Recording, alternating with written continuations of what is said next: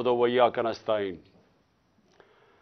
आज मैं अपने पाकिस्तानियों से जो पंजाब की सूरत हाल है उसके ऊपर बात करना चाहता हूँ कि एक अजीब सा माहौल बना हुआ है कि पहले सब तैयार थे कि जी असेंबली डिसॉल्व करो, नून लीग के वजीर कह रहे थे असेंबलियां डिसॉल्व करो और हम तैयार हैं इलेक्शंस के लिए, और हमें बार बार चैलेंज किया जा रहा था।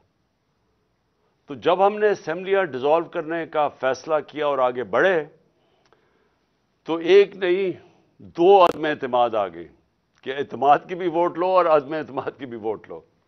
तो मैं आज अपनी कौम के सामने तो दो तीन चीज़ें इस बड़े अहम मौके पे, यानी मैं समझता हूं कि मेरा मुल्क जिधर आज खड़ा है, मैं नहीं समझता कि मेरी अपनी 70 साल की ज़िंदगी में इस तरह के मैंने अपनी कौम को एक अंधेरे की तरफ इस तरह जाते हुए देखा जो आज है। तो मैं ये भी आपसे बताना चाहता हूं कि क्यों एक सिटिंग गवर्नमेंट, हमारी तकरीबन 66% पाकिस्तान हमारे नीचे है, पंजाब और पख्तूनख्वा, गिलगित बल्तिस्तान और आज़ाद कश्मीर। तो क्यों हम अपनी दो गवर्नमेंट्स को गिराना चाहते हैं? कौन सी पाकिस्तान के अंदर हुकूमत आई है जो कि अपनी गवर्नमेंट्स को डिसॉल्व करना चाहती है? ये क्यों कर रहे हैं हम? क्या ये हम अपनी ज़ात के लिए कर रहे हैं? हमें तो फायदा है। जब हमारी दो गवर्नमेंट्स हैं और 66% पाकिस्तान हमारे नीचे है तो हमें क्या जरूरत है ये करने की? तो मैं सारे पाकिस्तानियों को आज बताना चाहता हूं कि देखें, हमारा मुल्क एक दलदल में फंसता जा रहा है। मैं हर उस पाकिस्तानी से आज बात कर रहा हूं जिसने अपने पैसे डॉलर्स बाहर भिजवाए नहीं हुए, जिसके बाहर बड़े बड़े महल्लात और बैंक अकाउंट्स नहीं हैं, जिसने यहां से मनी लॉन्ड्रिंग करके पैसा बाहर नहीं भिजवाया। मैं उस पाकिस्तानी से बात कर रहा हूं जिसका जीना मरना पाकिस्तान में है, जिसने पाकिस्तान के साथ ऊपर जाना है और पाकिस्तान के साथ ही नीचे आना है। मैं उनसे आज बात कर रहा हूं कि देखें, जो एक आदमी के फैसला 8 महीने पहले एक आदमी ने जो फैसला किया, जो जुल्म किया इस मुल्क के ऊपर, कोई दुश्मन नहीं कर सकता था। एक गवर्नमेंट गिराई। मैं याद कराना चाहता हूं सारी अपनी कौम को कि आप किसी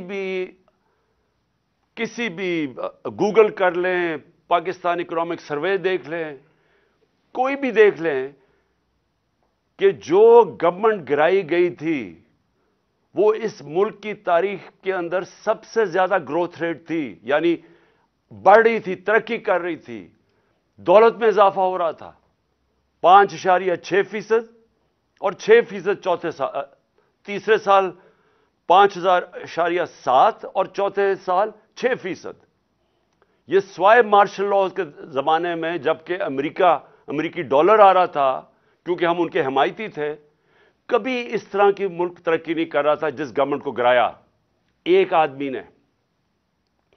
और उसने जो फैसला किया, आज ये कौम 8 महीने के बाद हम आज उधर खड़े हैं जिधर आप किसी शोबे से, तबके से पूछ ले, बिजनेसमैन से पूछ ले, ताजरों से पूछ ले, एक्सपोर्टर से पूछ ले, किसानों से पूछ ले, मजदूरों से पूछे, तनख्वाहदार लोगों से पूछ ले, कोई पाकिस्तान का तबका, रियल एस्टेट वाला पूछ ले कि किधर पाकिस्तान खड़ा था 8 महीने पहले और किस अंधेरे के अंदर आज पाकिस्तान जा रहा है। और हम क्यों अपनी गवर्नमेंट का सोच रहे हैं गिराने का, और क्यों हम ये डिसॉल्व करने का हमने क्यों फैसला किया? क्योंकि हमें खौफ है कि अगर इस मुल्क में जल्दी इलेक्शन ना करवाए गए, ये मुल्क जिस तेजी से तबाही की तरफ जा रहा है सबके हाथ से निकल जाएगा। मैं आज अपने सारे इदारों से बात कर रहा हूं, अपनी अदलिया से, अपनी मिलिट्री एस्टैब्लिशमेंट से, अपने ब्यूरोक्रेट से, मैं हर तबके से आज बात कर रहा हूं कि ये इमरान खान की जंग नहीं है, ये हम सब की जंग है। हां, मैं उनकी जंग नहीं है جن کے پیسے باہر پڑے ہوئے ہیں, جن کی دولت باہر پڑی ہے, جو آتے ہیں پاکستان میں ڈیل کرتے ہیں, این آر او کرتے ہیں, پاکستان آ جاتے ہیں, اور یہاں سے جب لوٹ مار ہو جائے اور پکڑنے کی کوئی حساب کوئی پوچھتا تھا, کوئی احتساب ہوتا تو باہر بھاگ جاتے ہیں اور پھر ڈیل کر کے واپس آ جاتے ہیں. ان کے علاوہ میں باقی پاکستانیوں سے آج بات کر رہا ہوں. دیکھیں, ہم نے بڑے مشکل 8 مہینے گزارے ہیں. میں نے اس طرح, یہ میں بار بار کہتا ہوں, جو مجھے ایک آدمی نے جس طرح کی دشمنی کی ہے ہمارے ساتھ, ایک آدمی نے جس طرح کی دشمنی کی ہے, میں سمجھتا ہوں کہ میں نے 50 سال سے قوم مجھے جانتی ہے, مجھے کبھی اس طرح کا احساس نہیں ہوا جس طرح کہ ایسے کہ میں کوئی غدار ہوں ملک کا, کوئی ملک دشمن ہوں. اس طرح کی ہمارے پر اور میری پارٹی, کہ ہمارا قصور کیا تھا؟ ہمارا قصور یہ تھا کہ ہمیں ہٹا کے جو چوروں کا ٹولہ ہمارے اوپر مسلط کیا گیا وہ ہم قبول نہیں کر رہے تھے, اور وہ یہ قوم قبول نہیں کر رہی تھی. واضح ہو گیا کہ قوم ساری آ کے ہمارے ساتھ کھڑی ہو گئی. ہمیں جو برا بھلا بھی کہتے تھے, جب انہوں نے ان چوروں کو دیکھا وہ قوم ہمارے ساتھ آ کے کھڑی ہو گئی. اور اس آدمی کو نظر آ رہا تھا کہ قوم ادھر آ کے کھڑی ہو گئی ہے. الیکشن, بائی الیکشن میں نظر آ رہا تھا, جلسوں میں نظر آ رہا تھا. جب کبھی پاکستان کی قوم اس طرح خود نہیں سڑکوں پہ نکلی جو اس باری ان 8 مہینے میں نکلی ہے, اور بار بار نکلتی گئی.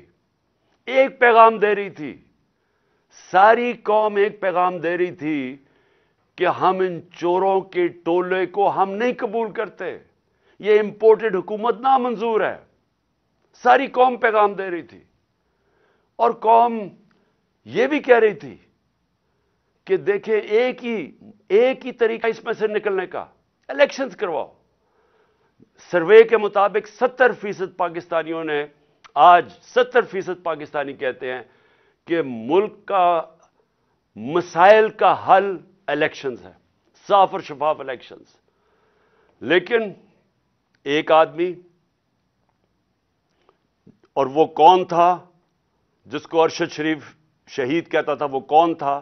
وہ ایک آدمی وہ فیصلہ کر بیٹھا تھا کہ جناب میں نے اس پارٹی کو ختم کرنا ہے, عمران خان کو ختم کرنا ہے, ڈسکوالیفائی کسی طرح کرنا ہے, کیسز کرنے ہیں, میری پارٹی کے اوپر کیسز کرنے ہیں, میرے لوگوں کے اوپر.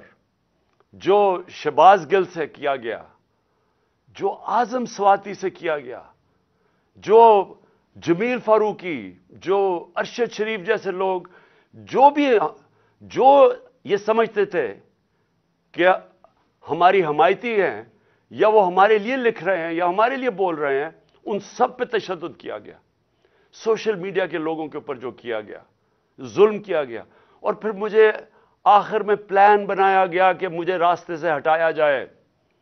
جب پتا چلا کہ کوئی کیس بھی کام نہیں کر رہا, الیکشنز دھاندلی کے باوجود بھی ہم جیت رہے ہیں, تو پھر فیصلہ کیا گیا کہ مجھے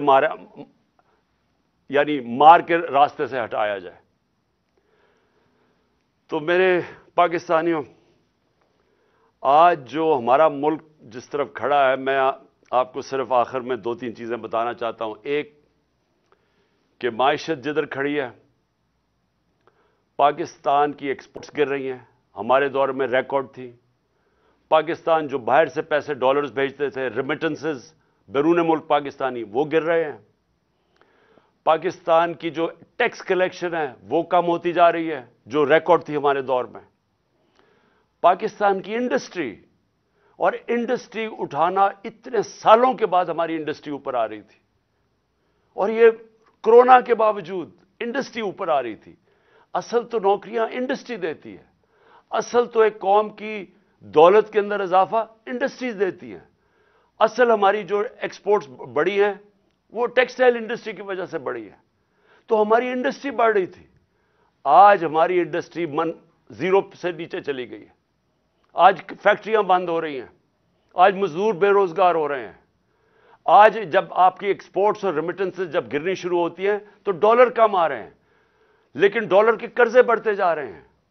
اور آج ہمارے پاس خوف ہے کہ ہماری اب قرضوں کی قسطیں ادا کرنے کے لیے ہمارے پاس ڈالر نہیں ہے.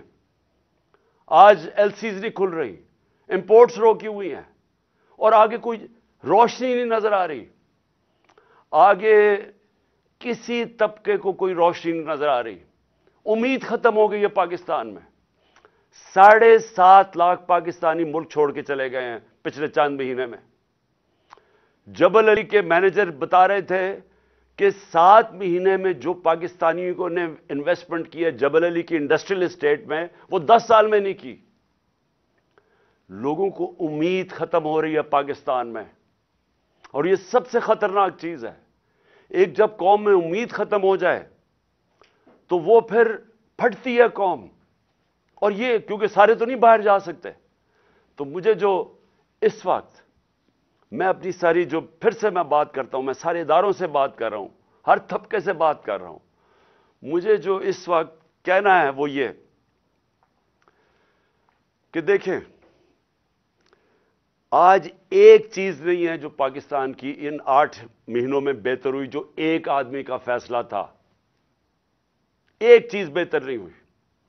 آج ذرا دیکھیں دہشت گردی, پاکستان میں دہشت گردی دیکھیں. ہمارے جب دور میں تقریباً دہشت گردی کنٹرول ہو گئی تھی, ہم نے باڑ لگا دی تھی افغانستان میں جو ادھر سے دہشت گردی ہوتی تھی. پھر جب گورنمنٹ بدلی تو ہماری نئی حکومت سے سب سے بہترین تعلقات تھے افغانستان میں. آپ کو پتہ ہے کہ جتنی ایویکویشن جو افغانستان سے ہوئی وہ پاکستان نے, کیونکہ ہمارے تعلقات اچھے تھے, ہم نے ہماری وجہ سے کئی لاکھوں لوگ افغانستان سے ایویکویٹ ہو کے گئے. مجھے دنیا کے بڑے بڑے پرائم منسٹرز نے, یورپین پرائم منسٹرز نے, کینیڈین پرائم منسٹرز نے میرا شکریہ ادا کیا کہ ہم نے پاکستان نے ان کی مدد کی افغانستان سے لوگ نکالنے کے لیے.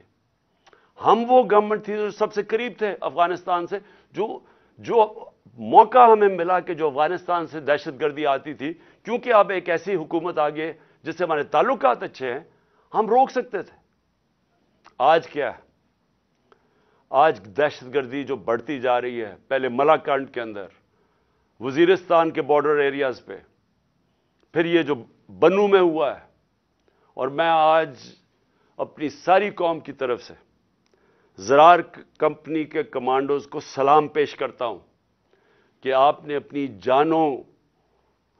جان کی پرواہ نہیں کی ہماری حفاظت کرنے کے لیے.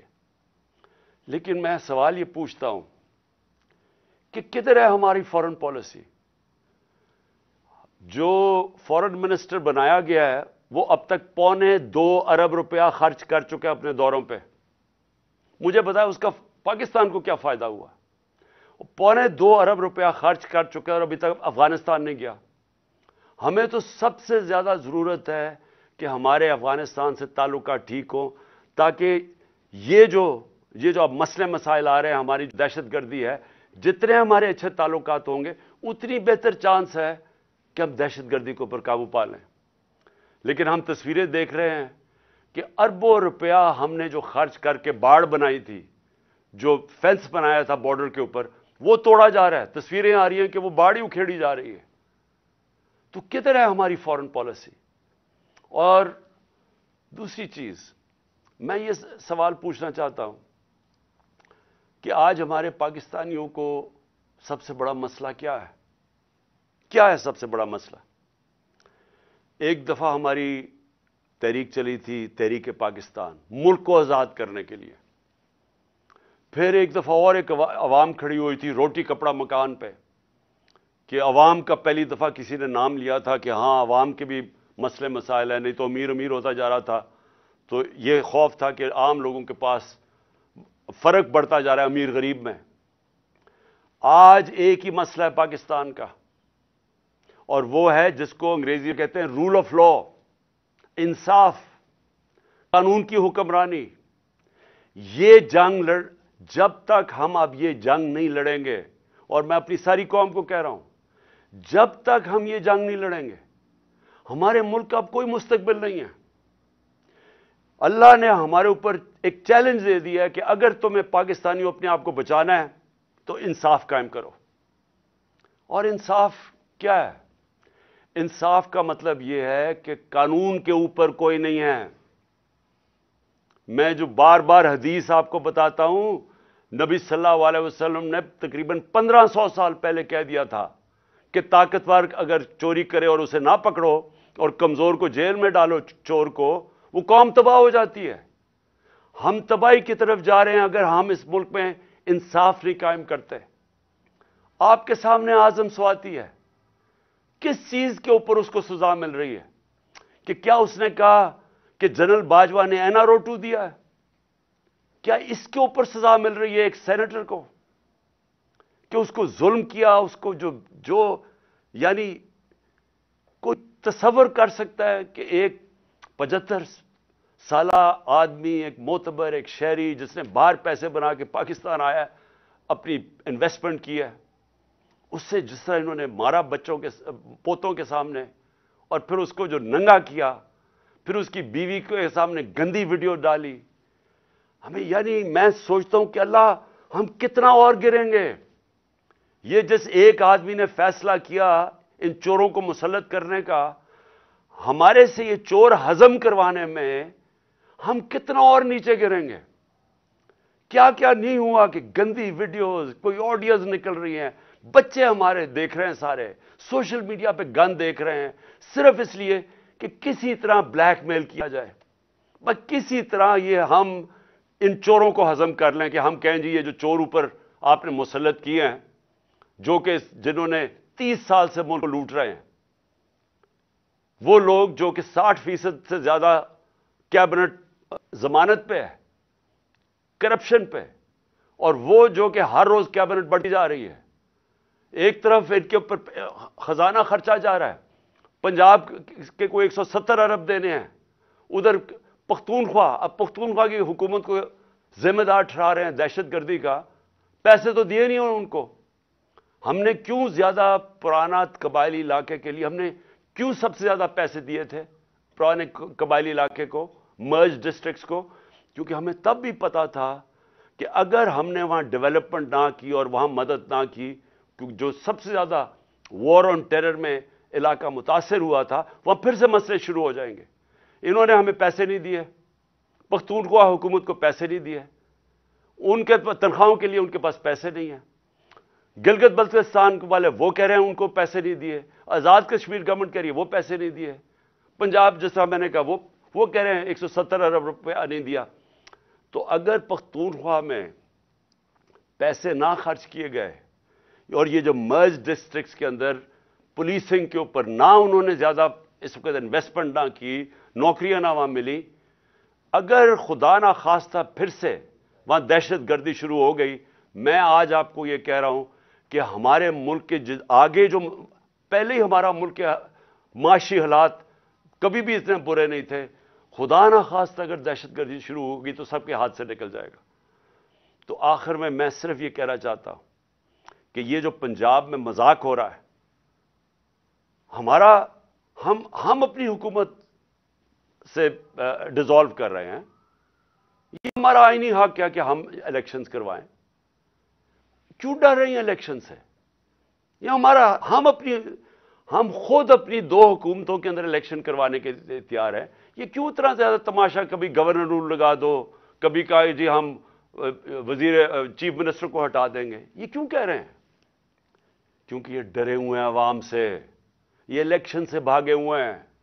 وہ جو باہر بیٹھا ہوا ہے مفرور ایک مجرم، وہ ڈرا ہوا ہے الیکشن سے، اور دوسرا آصف زرداری ڈرا ہوا ہے الیکشن سے۔ انہوں نے اتنی زیادہ چوری کی ہے اس ملک کی کہ ان کو خوف آیا ہوا ہے۔ ساری ان کا ایک 1 پوائنٹ ایجنڈا ہے چوری بچانے کے لیے۔ پہلے چوری کرو، پھر اس چوری کو بچاؤ۔ پہلے چوری کر کے ملک کو نقصان پہنچاؤ، پھر چوری بچانے میں ملک کو نقصان پہنچاؤ۔ انہوں نے جو امینڈمنٹ پاس کی ہے پارلیمنٹ میں، انہوں نے وائٹ کالر کرائم اس کو لائسنس دے دیا ہے۔ آج انہوں نے ناممکن کر دیا ہے کہ جو پیسے والے آدمی آج جو چوری کرے گا، ناممکن ہے کہ آپ اس کو پکڑ سکیں گے۔ نیب کے قوانین انہوں نے ایسے بنا دیے ہیں کہ انہوں نے لائسنس دے دیا چوری کے لیے، اپنے آپ کو بچانے کے لیے ملک کا بیڑا غرق کیا انہوں نے۔ اور آج سوال کیا ہے کہ ساری قوم کو پتہ ہے، سارے جو چاہے وہ اکانومسٹ ہے، چاہے وہ بزنس مین ہے، چاہے وہ پروفیشنلز ہیں، سب کو پتا ہے کہ اس وقت اس دلدل سے نکلنے کا صرف ایک راستہ ہے، صاف اور شفاف الیکشن۔ لیکن یہ جو دو چور ہیں اور ان کے ساتھی جو ہیں، یہ الیکشن نہیں ہونے دیں گے۔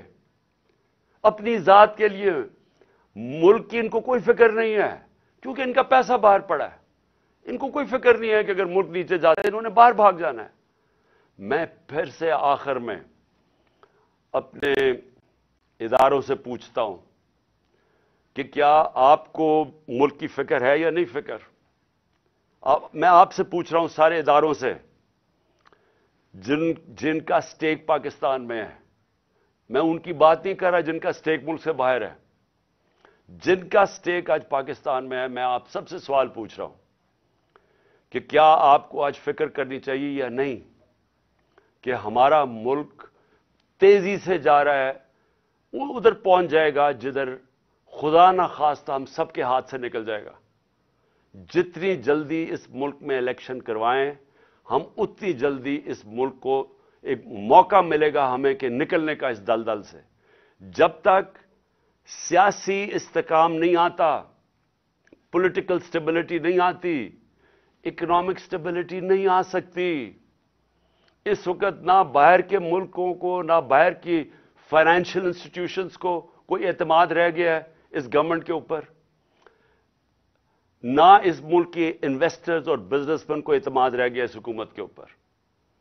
تو صرف ان دو چوروں کے چوری بچانے کے لیے، اور وہ کیونکہ ڈرے ہوئے ہیں کہ الیکشن اگر وہ ہار گئے تو ان کی پھر سے ان کا این آر او جو انہوں نے لیا وہ نہ چلا جائے، سارا ملک کو انہوں نے گروی رکھا ہوا ہے۔